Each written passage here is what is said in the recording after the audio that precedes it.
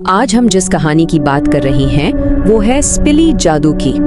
ये कोई मामूली जादू नहीं है, ये एक ऐसा जादू है जो इंसान की रूह को तो अपनी गिरफ्त में लेता ही है, साथ ही उसके खून में भी अपना जहर उतार देता है। और कहते हैं कि जिस पर ये जादू हो जाए वो जिंदा तो होता है, लेकिन हर लम्हा कब्र की गहराइयों जैसी तारीकी और घुटन महसूस करता है।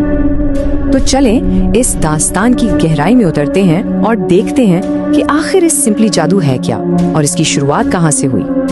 तो ये जो सिंपली जादू है ना, ये दरअसल समंदरी सांपों और स्पिलियों यानी सेंटिपीड्स के जहर से तैयार किया गया था, और इसका मकसद सिर्फ एक था, इंसानी रूह को हमेशा के लिए कैद कर लेना।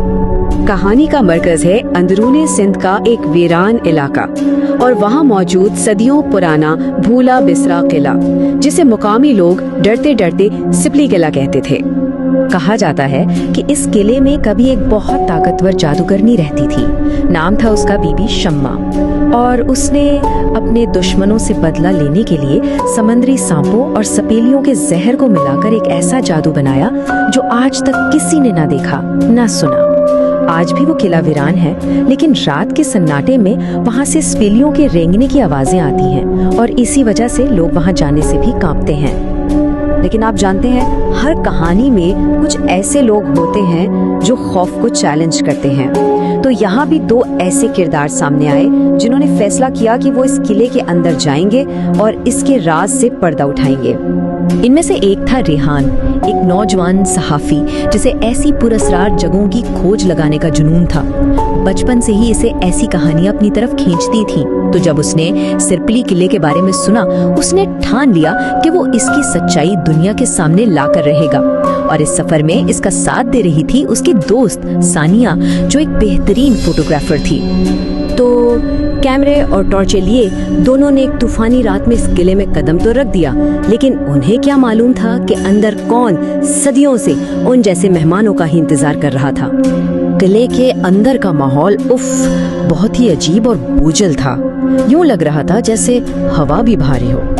दीवारों पर सांपों की अजीबोगरीब शक्लें और ना समझ आने वाली अलामतें बनी हुई थी। रेहान ने अभी पहला कदम अंदर रखा ही था कि उसके कानों में एक ठंडी सी सरगोशी गूंजी, वापस चले जाओ, यहाँ जिंदगी नहीं मौत है।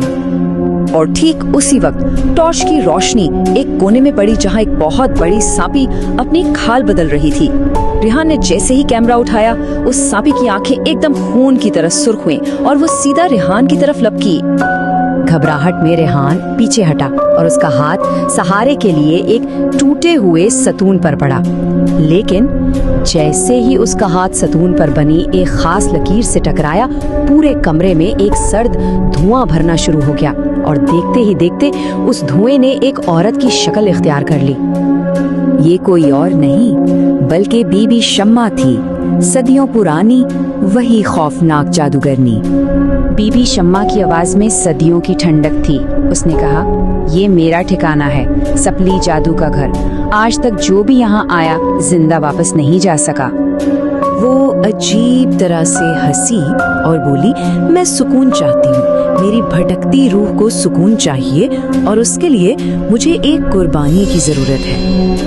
उसकी आंखें सपलियों की तरह चमके और उसने रेहान की तरफ इशारा करते हुए कहा, एक ऐसे शख्स की कुर्बानी जो सच्चाई की तलाश में यहाँ तक आए और मेरे राजों को फाश करना चाहे। अब रेहान समझ गया था कि वो कुर्बानी कौन है। तो अब ये सिर्फ एक तहकीकात नहीं रही थी, ये जिंदगी और मौत की जंग बन चुकी थी। रेहान को हर हाल में इस बदरूह को शिकस्त देने का कोई ना कोई रास्ता ढूंढना ही था। तभी रेहान को याद आया, उसने जल्दी से अपनी जेब से एक पुराना तय किया हुआ कागज निकाला जो उसे किसी आमिल ने दिया था। उस पर स्पेली जादू को तोड़ने की दुआ लिखी थी। रेहान ने ऊंची आवाज में वो कलिमात पढ़ने शुरू कर दिए। जैसे ही उसने पढ़ना शुरू किया, पूरा किला लर्जने लगा। सारी स्पेलियां दर्द से चीखने लगी। बीबी शम्मा की रूह ने हाथ उठाए और चीखी, नहीं, ये नहीं हो सकता। लेकिन रेहान ने दुआ मुकम्मल की और वो धुआं भाप बनकर हवा में तहलील हो गया। دیا اور پھر سب کچھ خاموش ہو گیا۔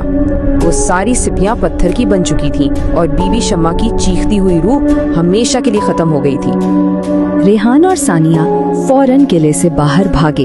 باہر کی ہوا میں اب ایک عجیب سی پرسکون خوشبو تھی، اور سب سے اہم بات، ریحان نے یہ سب کچھ اپنے کیمرے میں ریکارڈ کر لیا تھا۔ کہتے ہیں کہ اس رات کے بعد سپلی قلعے میں پھر کبھی کسی نے کوئی سپلی رینگتے ہوئے یا کوئی بدروح نہیں دیکھی۔